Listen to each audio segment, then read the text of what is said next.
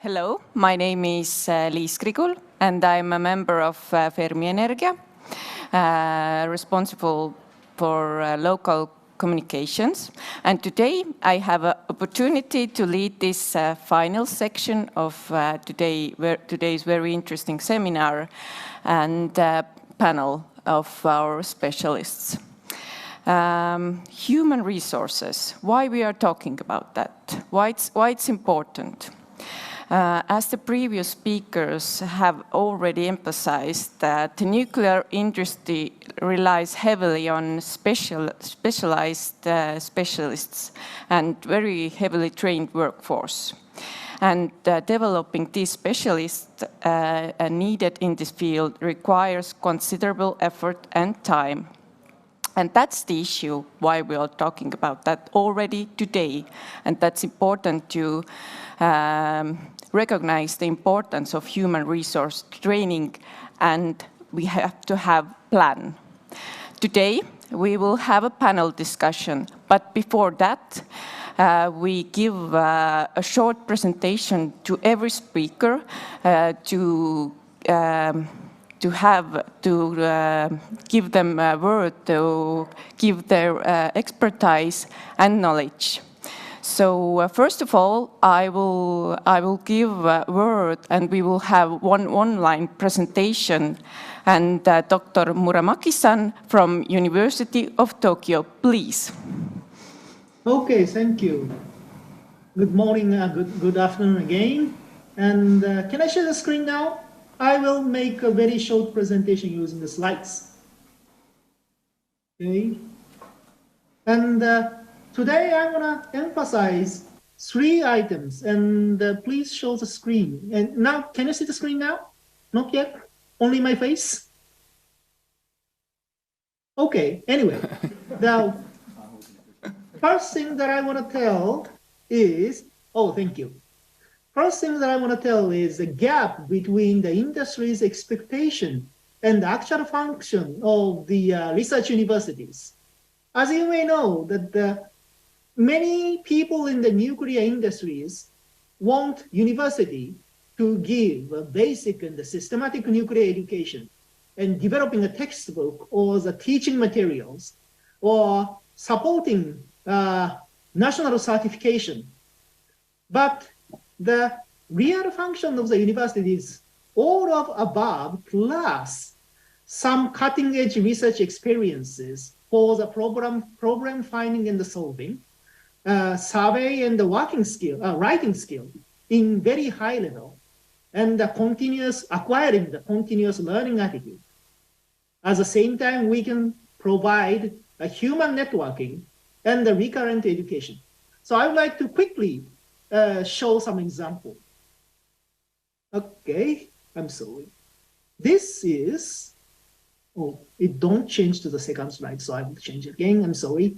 You know, how many people, how many percentage of the expert is needed to be a nuclear engineer? That is important questions. And in fact, based on the IAEA survey, in the working force of the nuclear power,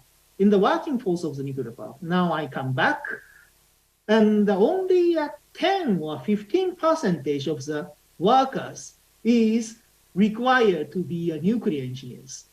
And the other expertise is something like mechanical engineers, chemical or electrical engineers, and also some other capabilities. Only this area is a role of the nuclear engineers. So if you need the nuclear engineer, you don't have to hire them inside of your countries. If you look for Italy, for example, you can find a lot of good nuclear engineers, because in Italy, there are 3 very good nuclear education programs in the university, top-level university in Italy, but no nuclear power plant there. So the Italian nuclear engineers always looking for the job in Europe, right? So the number of the nuclear engineers required is limited in the nuclear industries. That is the first thing that we have to grab. And of course, the university can give the comprehensive and systematic nuclear education. For example, in the University of Tokyo, we prepared 14 textbooks and cutting-edge material for the teaching about the nuclear-related field. At the same time, University of Tokyo also prepared a one-year master program for a professional school, equivalent to 2 national licenses. One is a chief licensed reactor engineer. Other one is a chief licensed nuclear fuel engineers. And the 36% of these license holders and the 56% of these license holders of recent 5 years of the national examination is from this professional school. So once we develop this kind of education system, it is very useful. And also we have, because we know that the international exchange of the working force is more common. So there are some certification mechanism of the nuclear-related education. For example, IAEA's Nuclear Management Academy. And we have these certifications in equivalent to the some other cutting-edge university like Manchester University in the UK or Texas A&M and MEFI in Russia, so that we can exchange the working force internationally. As I mentioned, that you can hire the Italian. But more important function for the university is having some recurrent education. Recently, we hired former commissioner of the nuclear regulatory body in Japan as special appointed researchers. And based on this network, we can perform in-depth recurrent education for regulatory bodies. In Japan, we have around 800 regulators in the regulatory body, but not all of them having a nuclear background, and encourage them to get the higher level inside of the organization, as well as encourage them to have a leadership to change the regulation is a big challenge in Japan. So, for example, in the last week, we invited the former IAEA and officers and teaching how to change the regulation for the long-term operation to the regulatory bodies people in the university using the university teaching mechanism. At last, I would like to emphasize to the role of the PhD programs. These 5 people is my laboratory mate around 10 years ago. They are all PhD holders. He is a Wano CEO. He is a Kashiwazaki Kariwa plant superintendent. And some of you know Dr. Yamamoto. He made a lecture there in last years. And their activity is not research. Local government, plant superintendent, and the coordinator for discharging the treated water of the Fukushima Daiichi nuclear plant. But they have an experience to cutting-edge research for several years and very high level of the writing and the survey skill. Based on the PhD program, they could get this position in 5 years or 10 years later, the PhD. So when we want to have a leadership in the nuclear industry, one good way to acquire it is a PhD program. This is all from me. Thank you. Okay. Thank you. The question round will be at the end of the session at the panel section. Now I will give word to our second specialist, Mr. UEMURA-san.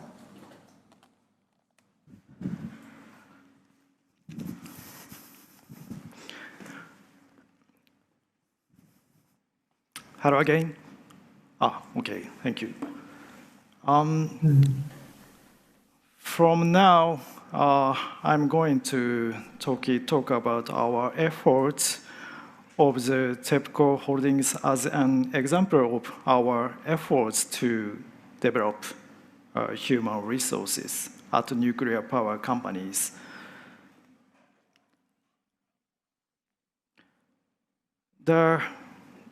Based on the reflection of the accident at the Fukushima Daiichi Nuclear Power Station, the Nuclear Human Resources Development Center was established to install the concept of education management called SAT, a systematic approach to training and to develop education. Since the Fukushima nuclear power plant accident, we have also implemented various initiatives to improve our emergency response capabilities.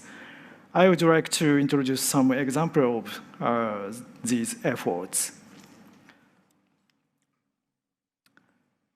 This section is about the history of the establishment of the Nuclear Human Resources Development Center.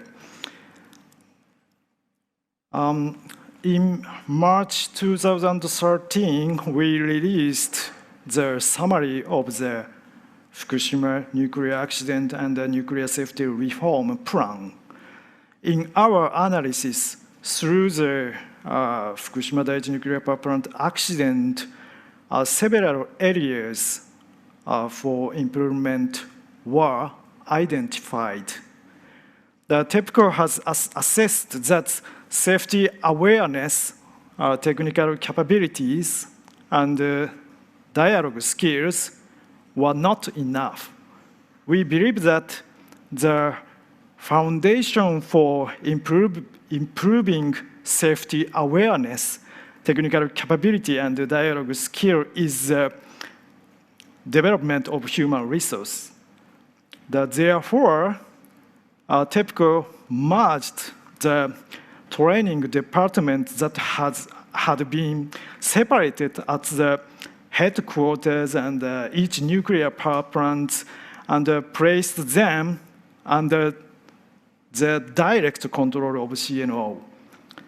In 2016, TEPCO established the Nuclear Human Resource Development Center to promote efficient and effective training by centralizing training functions.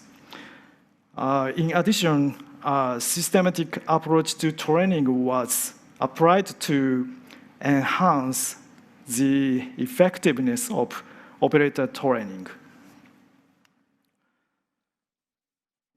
The Nuclear Human Resources Development Center is an organization under the direct control of CNO, and the Fukushima Daiichi Decommissioning Promotion Company work together to develop human resources. The Nuclear Human Resource Development Center has a group responsible for training, planning, implementation functions, and a group responsible for training management functions. Sorry, very small characteristic. The curriculum is designed for new employees and extends to all levels of management. But the core of the training is a skills certification system. The skills certification system is the core of the company's training program. The C-level certification is for new employees. The B-level certification for employees in their fourth year of employment. And the A-level certification for employees in their seventh year, about the 7th years. The S-class, in this table here, S-class certification is for members who have not yet become group manager and is designed for those who want to run management of work.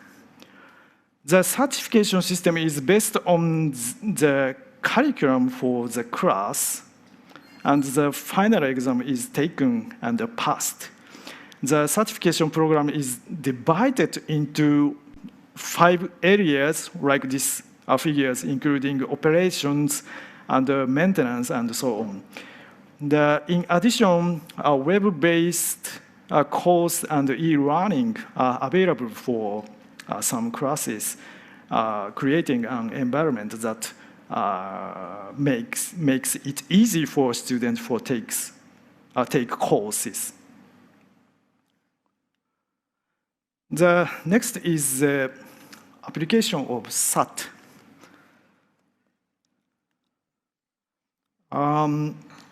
What is SAT? The SAT was developed by the United States Institute of Nuclear Power Operation in the 1980s in response to the accident at 3 Mile Island nuclear power plant and deployed to operators. Later, it was recommended by the IAEA and adopted by many countries around the world. This training method is aimed at developing and maintenance training programs systematically and consists of the process of analysis, design, development, implementation, and evaluation like this. It consists of a PDCA cycle that continuously improves and enhances the training program. This ensures that the content of training is constantly reviewed and performance-based training is provided based on what is necessary to perform the job. The SAT approach is based on eddy modeling. The eddy model is a general system and framework for building training. This model is able to do continuous feedback during training construction to quickly identify challenges and contribute to efficient training construction and cost reduction by resolving challenges in the early stages. The next is about benefits of SAT application. What do the well-managed systematic approach and the build performance-based training program bring? It's enabled to establish measurable goals, evaluate performance, and record them continuously as effective management interventions and management oversight for training. And accountability for training will also increase to use systematic analysis and to be able to support for teamwork and to provide continuous feedback. As a result, these will contribute to cost reduction by allocating appropriate resources. The training committee, the next is about how to run the SAT. The training committee are established as a mechanism for conducting training in cooperation with training departments and the frontline divisions to run the SAT. The Nuclear Energy Human Resources Development Center operates all 3 tier, STC, TAC, we call the TAC, the CRC meetings. The STC Senior Training Committee. The STC provides a review of each organization's education initiative from a managerial perspective and consult with the nuclear executive regarding resource for education. TAC, Training Advisory Committee. TAC shares the status of each area with plant management and receives requests and opinions from the plant management on the education initiatives. These are important input for the education review. The CRC, Curriculum Review Committee. The CRC reviews the program of training in each area, checks the assessment results, and reviews the initiatives. Next, I'm going to talk about the training operators in long-term shutdown of the plant as a concrete educational initiative.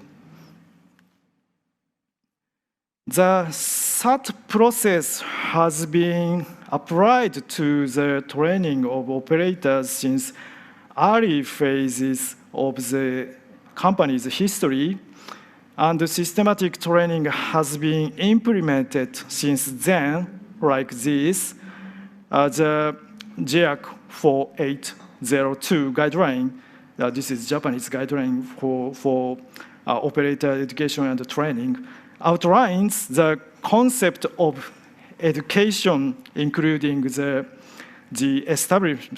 establishment of education program based on SAT and the skills of each position of operators.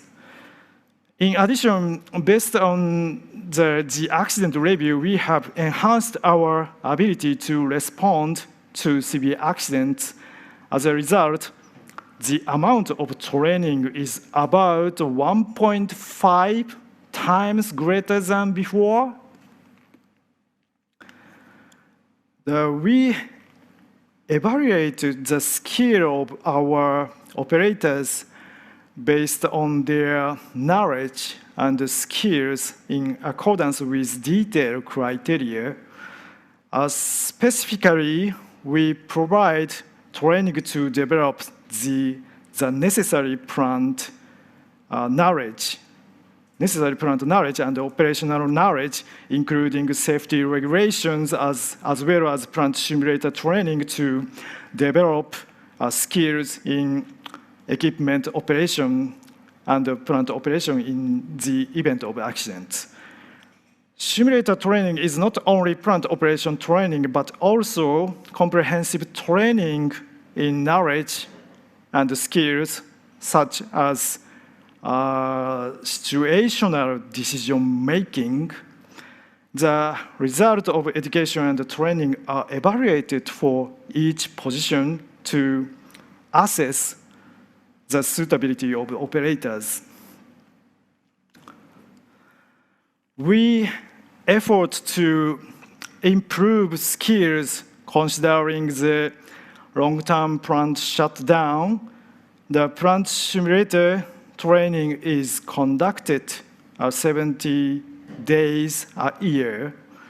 Training combining on-site training and simulator training to respond to major accident is conducted for a total of 120 days per year. Training at thermal power station in operation is also conducted to develop the 5 senses at the site. The TEPCO receives a special award from Japan Nuclear Safety Institute in 2020 for efforts to improve operator performance. Next, I'm going to talk about enhancing emergency response capabilities. At the Kashiwazaki-Kariwa Nuclear Power Station, comprehensive drills for the entire plant are conducted on a regular basis. Comprehensive drills are conducted to simulate natural disasters such as tsunamis and earthquakes, as well as severe accidents. The emergency responses are skills of the organization, and each employee is improved by conducting drills without telling the participants to the content and the scenario of each drill. In addition, initiatives to communicate lesson learned from the accident have been carried out, such as lectures by the plant director on his experiences of the accident. The power plant director was one of the Fukushima 50 responders at the time of the accident. At the time of the accident at the Fukushima Daiichi nuclear power plant, it was difficult for employees themselves to respond quickly because they did not have sufficient technical skill and the equipment necessary for emergency situations. For this reason, we have developed heavy machinery, power supply vehicle, fire trucks, and other equipment, and many of our employees have acquired operating skills. We are enhancing our skills to respond on-site without outside assistance. Repeated drills for various cases are being conducted to enhance our ability to respond to emergencies. While the number of employees with no operating experience is increasing, employees with operating experience are coaching younger employees to inherit their skills. For example, the startup training using a simulator with guidance from a supervisor, such as a shift supervisor who has experience in operation. In maintenance area, on-the-job training is provided for equipment such as pumps that are being operated for the first time after a long shutdown. Together with younger employees, the fuel, for example, the training on troubleshooting using simulator was conducted in cooperation with operators. The safety area, new safety regulations were implemented on a trial basis, and the responses were verified in the course of actual operations. The radiation on the job training, the study session were held where personnel from each department gathered to learn specific responses and experience using past startup process as a topic. Thank you for attention. Thank you. Thank you, Mr. Omursan. Now, before giving word to Estonian specialists, a few words from Mr. Akio Toba-san from GSAC. You're welcome. Thank you very much for your introduction. I'm Akio Toba. Today, I'd like to speak. Okay. Can I show the? Okay. Okay. Okay. I'd like to introduce the National Human Resource Development Network. And first, I'd like to explain some background. This graph shows the number of the companies and students to the JIFE-hosted event for recruitment. And the green line shows the number of companies who attended the event. And bar chart shows the numbers of students gathered here. You can easily see the number of students decreased after the Fukushima Daiichi accident.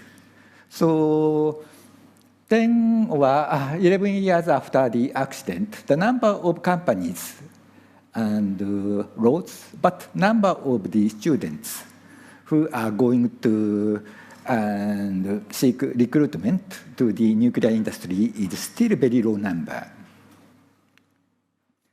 And also in Japan, there are some problem of the human resource development and knowledge transfer because of lots of the senior engineers are retiring. And also, as I already explained, to recruit young students to the industry is very difficult. One way to resolve this situation, and Japan Nuclear Human Resource Development Network, national network, is made with the strong support of government of Japan. And the Secretariat, JAEA, JICE, and JICC, and universities, government, public organization, industries, and some academias are members of this Japan Nuclear Human Resource Development Network. The 83 organizations are part of this network. And this one is very busy, and 83. And there are 5 working groups and in this network, and they are working for each areas. And not only for the student, but also for the foreign people, we are working in this group. And part of this program is the Nuclear Management School, NEM School, and it's hosted by this network. And some of participants from your country also attended these networks. And this is a strategic working group over there. And this strategic working group are making and kind of a roadmap for the strategic nuclear human resource development. In this discussion, we assume the ideal figure of the nuclear industry in 10 years. And we did some gap analysis.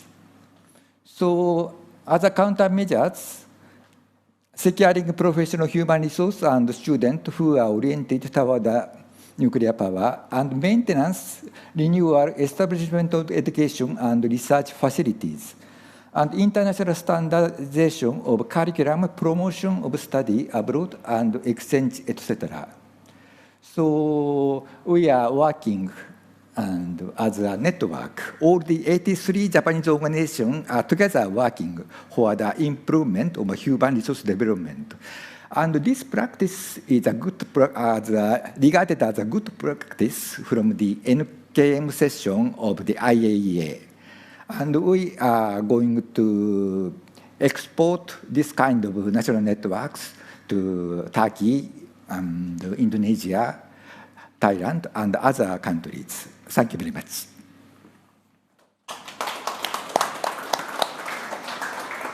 Thank you. Now I'm warmly welcome all our panelists to the stage. We can put this up. And Mr. UEMURA-san, Mr. TOBA-san, welcome back. And our Estonian specialist, Henri Ormus from Fermi Energia, and Külli All from Ministry of Education. And first of all, Külli, please, the word is yours. A few words about your side. Thank you. As already been said, I am from the Ministry of Education and Research. So it's the both. And thank you for our Japanese experts for the very profound information, because, you know, Estonian population is 1% compared to the Japanese population. So we have to count to the experience of the other countries. Japanese, our neighbors, Finland, Sweden, we are cooperating with the IAEA, the Atomic Energy Agency. So we have, and what is the other thing I want to mention, that as Reelika Rannel at the morning was mentioning, it's our second effort. So we have some preparations already done, and some of the mentality that, after the very high prices for the energy for the last years, we have the mentality of persons towards the nuclear plant is already have changed a lot. On the part of Ministry of Education and Research, of course, we are responsible for the financing of education, for the financing of formal education, higher education, vocational education, but we are not doing it alone. It's also a responsibility for the companies. And as was mentioning by our Japanese colleagues, it's, if we are speaking about the training of people in nuclear plants, we have to keep in mind that there should be in-training in the companies also, which is very important. So it's not solely about Ministry of Education and Research. And for my opening remarks, I want also say that we have very good universities in Estonia. Our University of Technology in Tallinn and University in Tartu, they are in the list of top 300 universities in the world.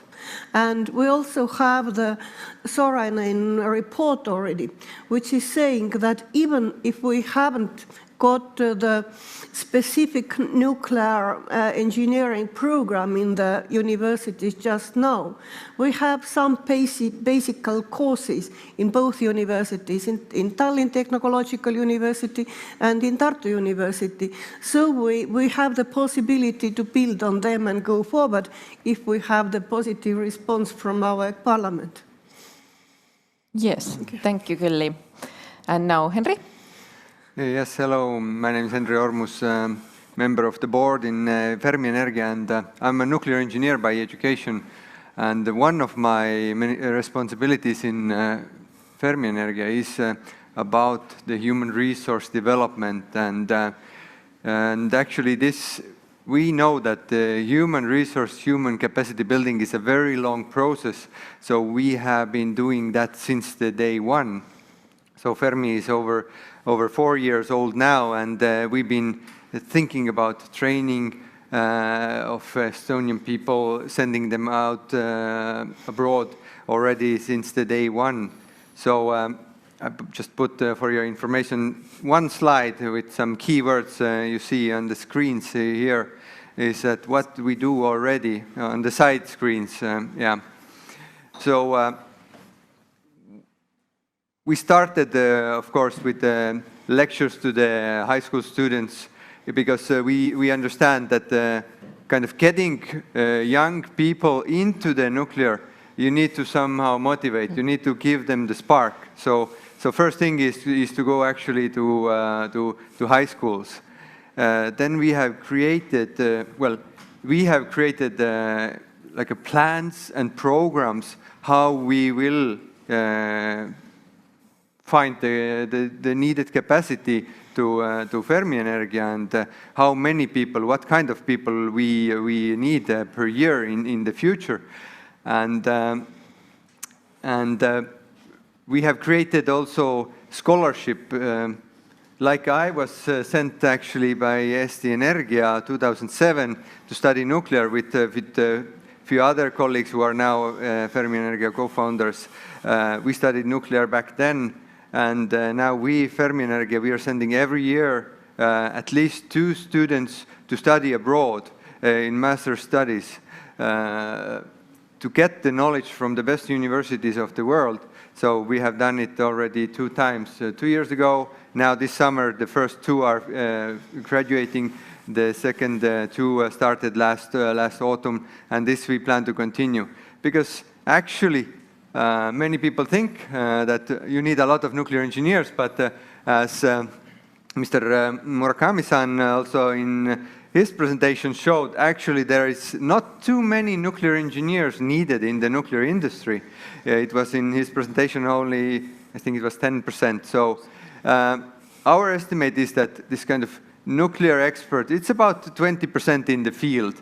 So 20%, some very deep, some are with very deep nuclear knowledge, some are just with a good nuclear background. And then the 80% actually in the field are from conventional areas like electrical, automation, mechanical engineers, chemical engineers. All this actually is taught in Estonian universities, and we have already industry where this kind of people are working already. And now we need to find a way, and actually we've started already kind of thinking how we convert those people in the current Estonian industry into nuclear. So we started discussion with TalTech Virumaa College and a cooperation initiative with KSU, which is a Swedish nuclear power plant operator and maintenance staff training organization.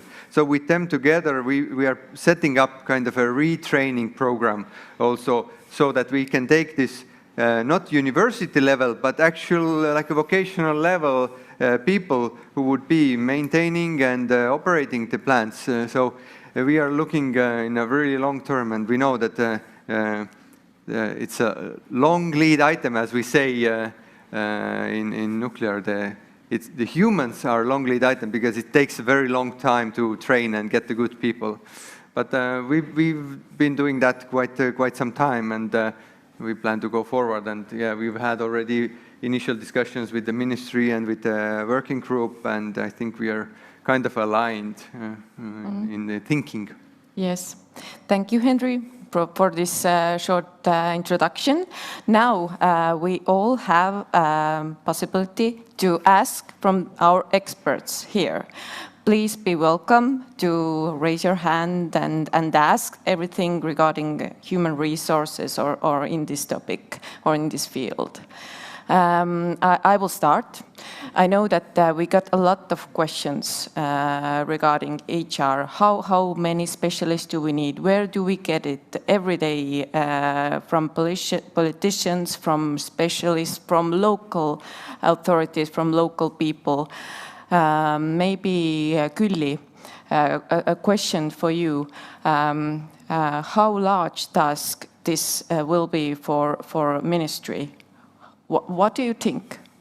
You mean to map from how many people, from how many programs? Yes. Okay. What programs should be, Built up. Yeah, for example? I understand. It's too early to say what programs exactly. We have the initial mapping, what levels are there and what kind of competencies we need in order to run the nuclear plant. So we have to further, after the approval from the parliament, to go more concretely to the universities.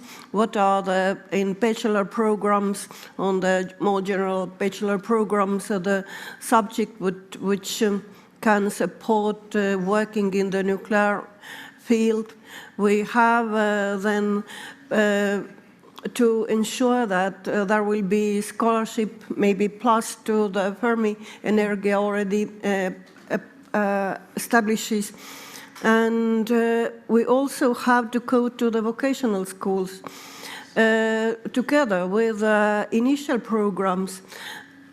And as it was mentioned before, for the technician level, for the operational level, maybe for taking into consideration that Estonia is a small country, maybe it should be not special programs, but the programs for energetics, for the mechatronics, and these kind of programs, how to add to them maybe some subjects. And if it's in general terms is negotiated, then I think we have to, at first step, to try to hire experts from abroad together when growing our own experts, and these experts who can educate and teach in universities and in vet schools. And just in this moment, it's from the financial perspective, it's good time because we have together with the state funding, we have the EU recovery and resilient program. So we can build on this also to build up the micro qualifications in the vet school, namely maybe in Ida-Virumaa and in Tallinn Technical University and in Tartu University. And so, as I know, Technical University and Ida-Virumaa College have already proposed some one micro-qualification program which includes the knowledge and skills needed to work in the nuclear field. Mm-hmm. So there is one thing, when we are speaking about the people, it's the tendency we want to speak about the new graduates, the new people in the area. But looking up on the population and the demographic situation in Estonia, we have to think about how to engage, especially in Ida-Virumaa, yes, who are already there, mm-hmm, and how to reskill them.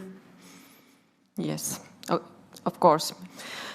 Maybe one question to our colleagues from Japan. Mm-hmm. How we have talked about cooperation already between Estonia and Japan, but how it will be contributed further in the future? How you can see especially in HR field?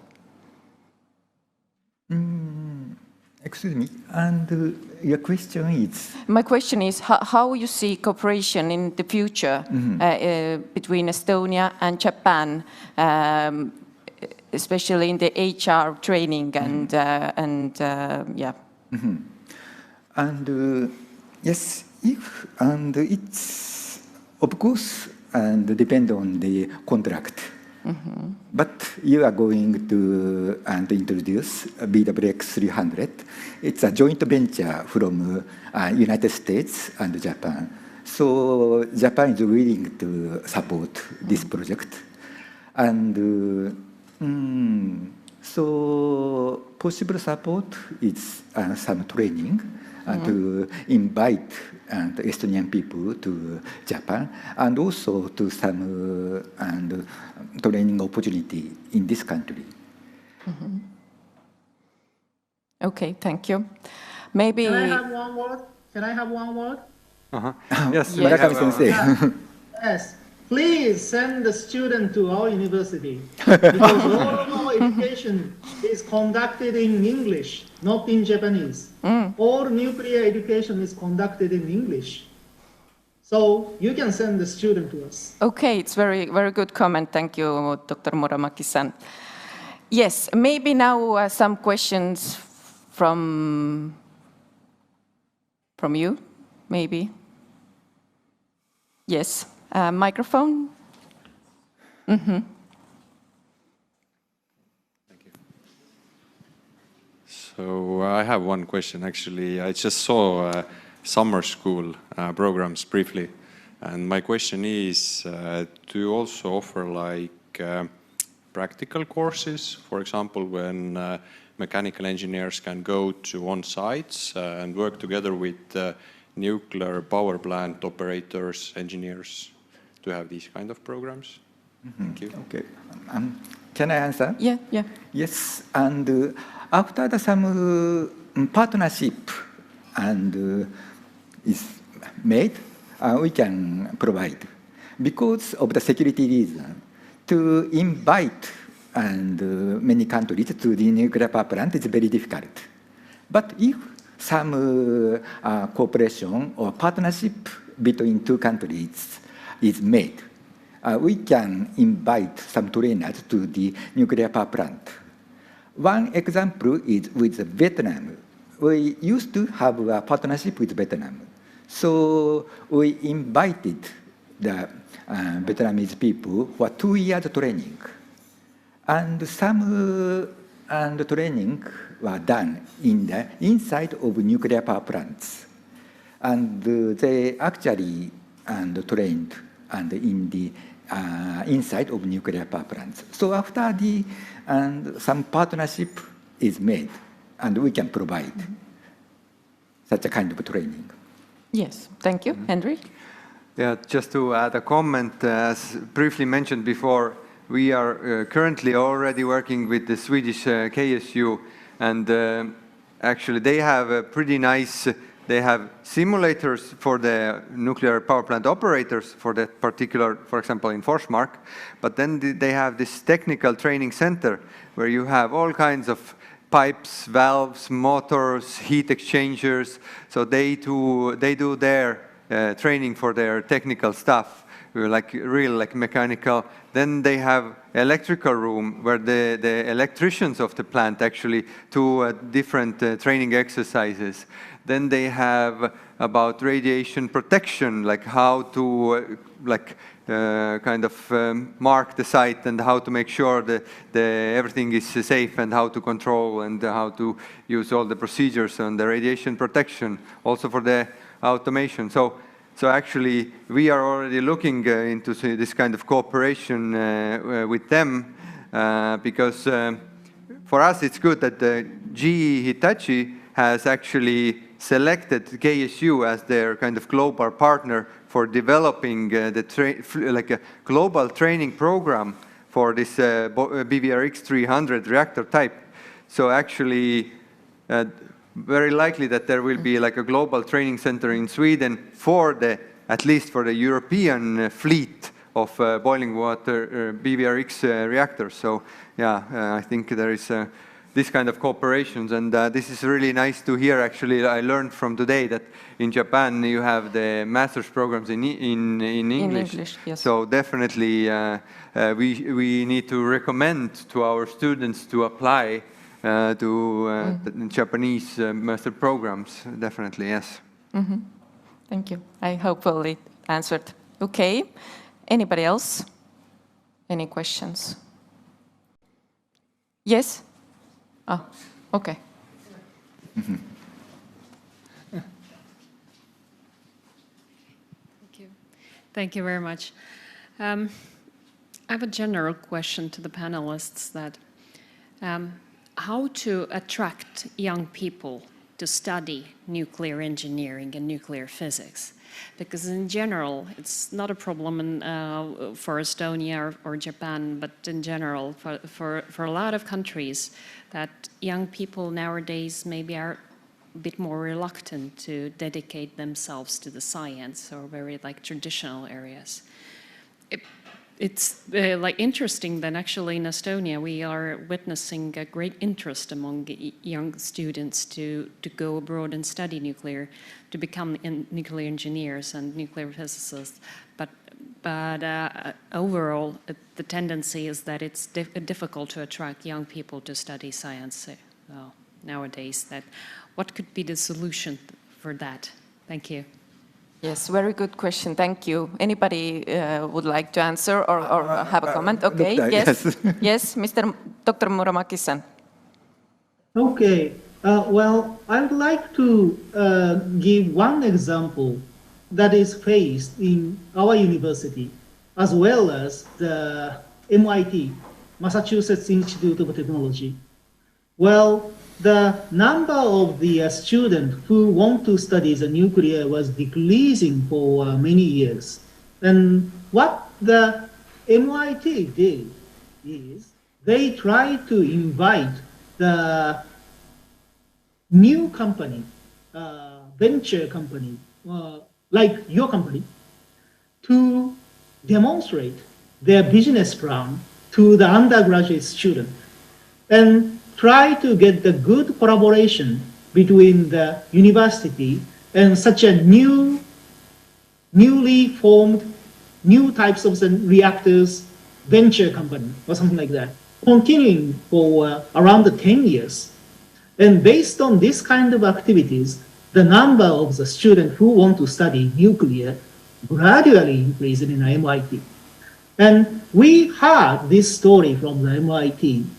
At the same time, we are sharing the courses of the undergraduate with the nuclear professionals plus AI professionals. Then the AI people want to make a new company attracting a young student for the venture business or something like that. So we also start following this approach for combining the business and the nuclear science together to have some innovative strategy for doing business or something like that. So based on this kind of approach, the number of the students who want to study the nuclear is start gradually increasing. So I think your country, Estonia, now have a very good background to attract the young generations having this kind of opportunities.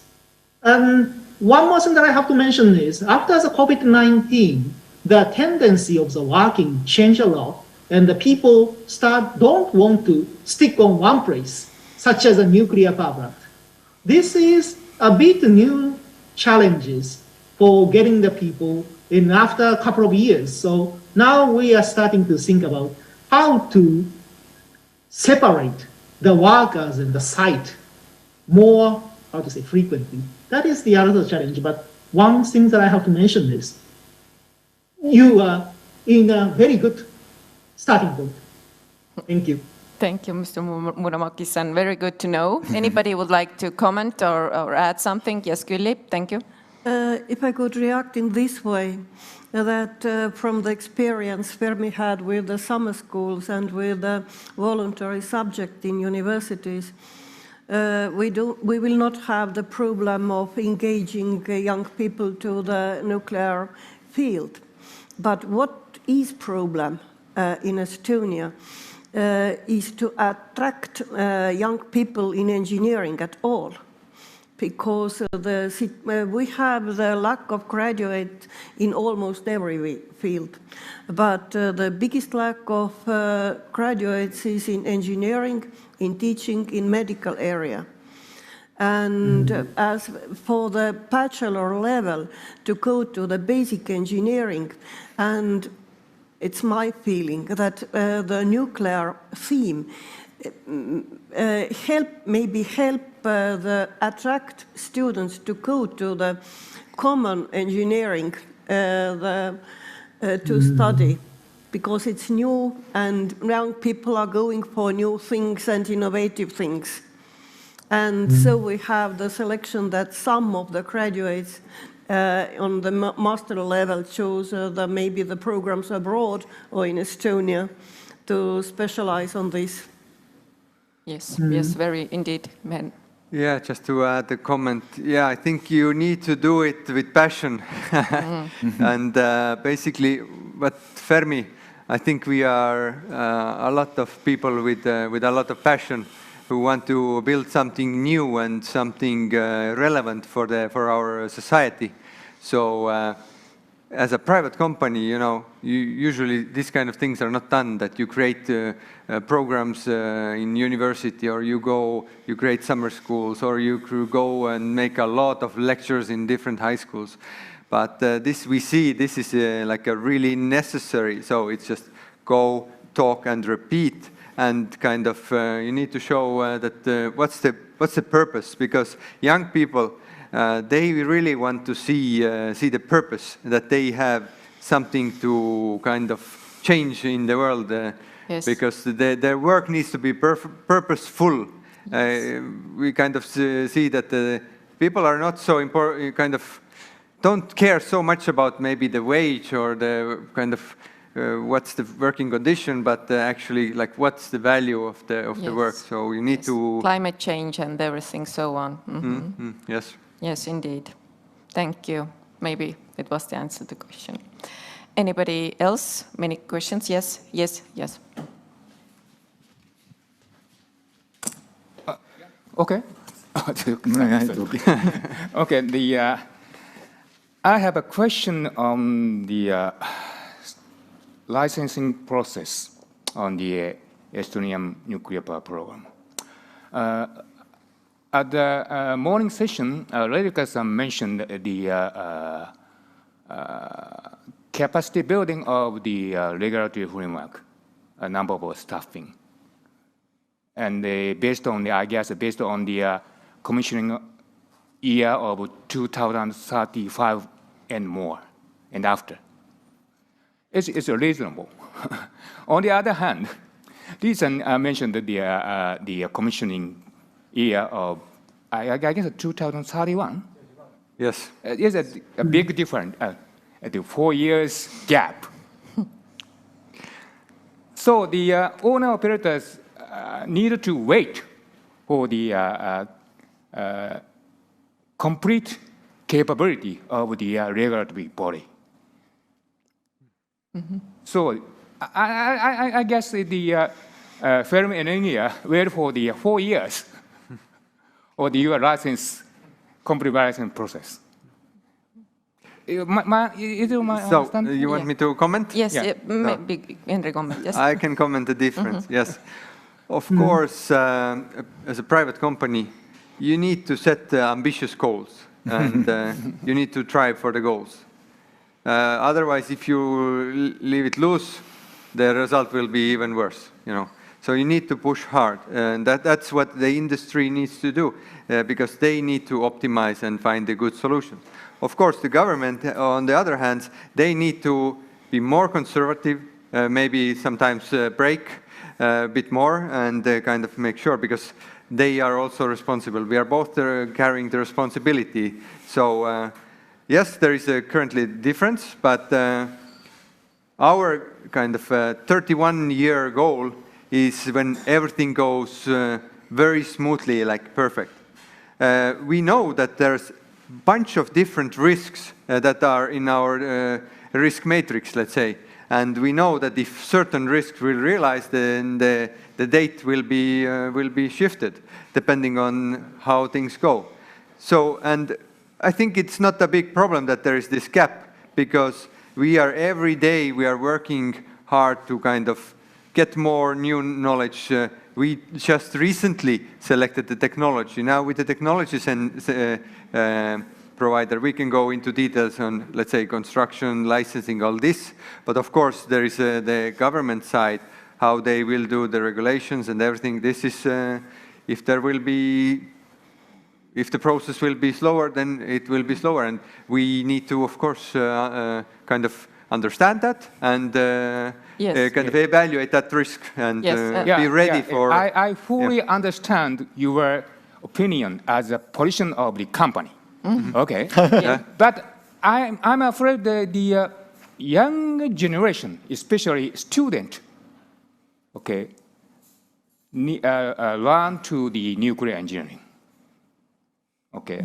At that timing, just hire your companies of the new generation as the assignment for the construction nuclear power. But there is now there's no job.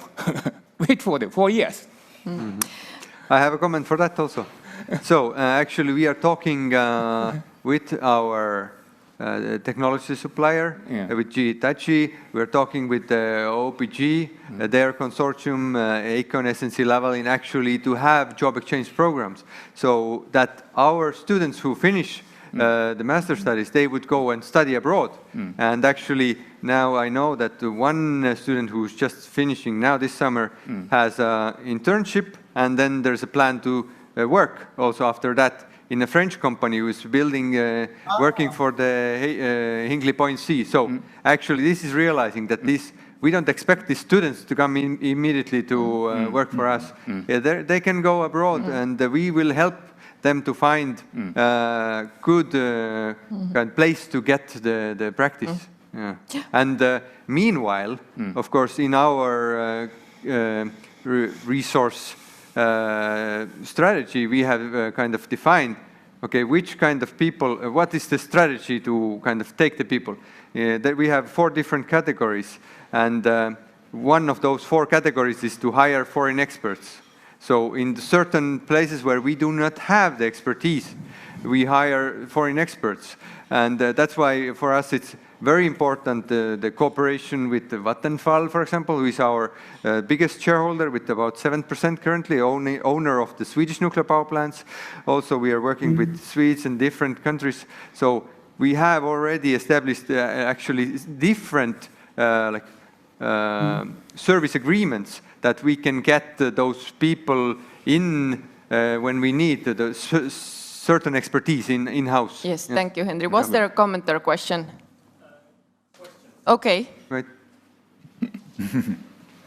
Thank you. I had almost the same question, but with another angle, because we are all waiting for the answer at the moment, and maybe 1 year from now, there will be a green light for us. And we all want to go as smoothly as possible, right? And we have heard a lot from the operator side, what everything should be done. But my question is, what's the biggest challenge or obstacle from the overall system that everything would go smoothly?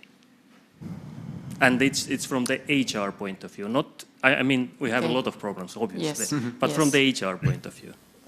And I mean also from the government and the state and Estonia overall. Yes, maybe Gülli can comment briefly. The challenge is to put the puzzle together. Because, you know, as it was mentioned, for the higher education, it needs more time. So they have to start earlier. For the vocational and operational level, we have to start with the training later, not in order to put the people on waiting list, that the job will be in after several years. So we have to create like a matrix, what programs, where are these people. But in order to manage the risks, it's also the hiring the experts from abroad, and of course giving the preferences to these Estonian people who have been studied abroad and have some working experience. And I think that the Fermi Energy is so dedicated and so competent that I think they have realized all the risks.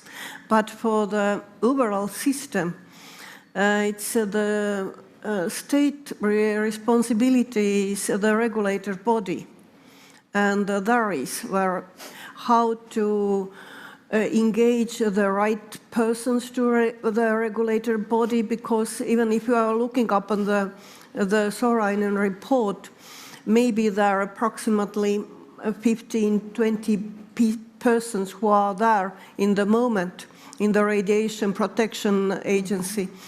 Will follow the work, but we have maybe 3 times more persons to the new energy agency, and to build the capacity there, taking into consideration the language skills which we need from our experts from the state agencies. It's the question, and I think that some of these have to be addressed in the Nuclear Act for giving like some extras or exemptions for our rules, how to engage foreign experts and what are the language needs for them. Yeah.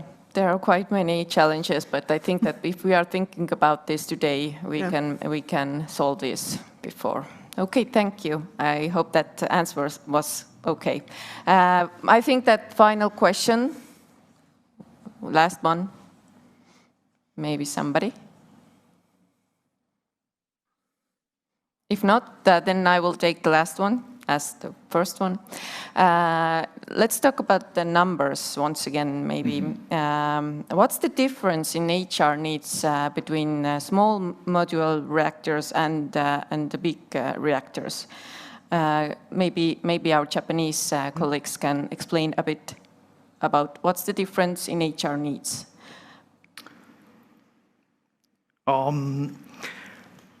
There are many differences.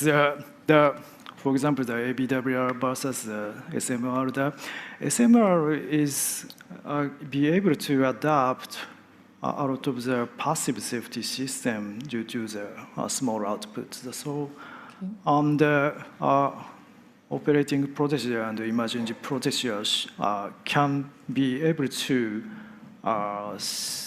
minimize, simplify so the ABWR output is large, so a lot of the safety countermeasure is needed. Is this an answer for you? So I cannot answer how to explain. Yes, Andrew, you can comment. Maybe I just comment based on the information I know that in Forsmark, where you have 3 large reactors, there's about 1,000 people. So it's about 0.3 persons per megawatt. And in our plant, we have done different, let's say, estimations, and we've got some information. Okay, what is the bare minimum staffing that we need for the operation of BWRX 300? So it is about per megawatt is actually the same amount. So actually for BWRX 300 we talk about 100.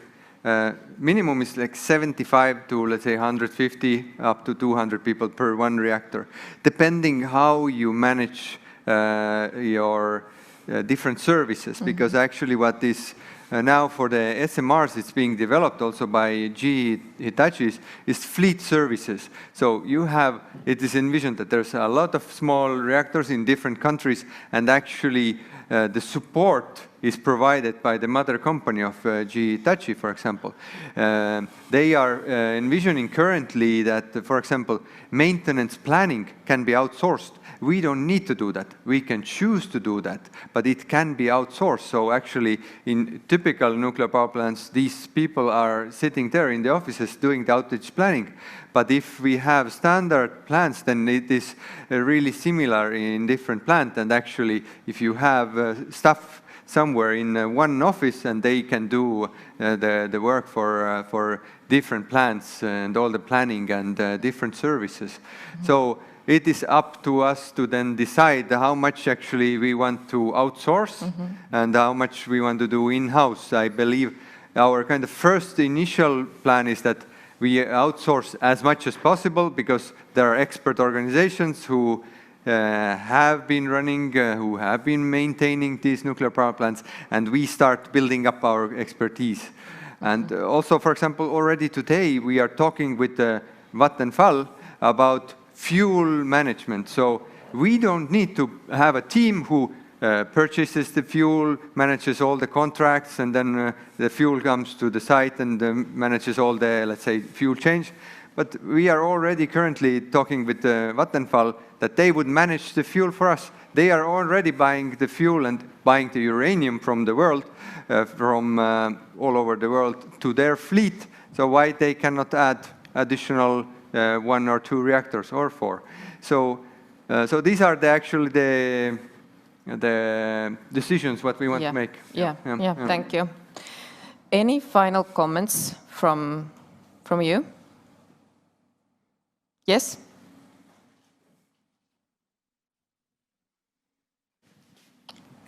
Thank you. Thank you for the panelists. And I just wanted to comment that to summarize this, it's very important to plan together, on the operator side and the governmental side, because to be ready for anything, we don't know who's going to build the power plant right now. So Fermi has their approach, but we have to be more flexible. We have to take a more conservative approach for this approach that, okay, government must ensure that there will be enough educational possibilities in Estonia to build up to answer our needs, the operator needs also. So, and also the governmental sides, we have to like understand how many capacities we will need in the end. Okay, there is a regulator, but there is other governmental organization also. They'll need to enhance their capacity. So summarize the needs. And from that, we create some kind of demand, and we can then talk with the Ministry of Education and then set up some concrete plans that we have enough power to give that education to the people. Yes. So that's my understanding. Thank you for emphasizing this importance of the plan and thinking already today. Okay, thank you for all panelists for thinking together and discussing this important topic. And later on, I think that maybe we can discuss it further with smaller groups. Thank you. Thank you. Thank you so much.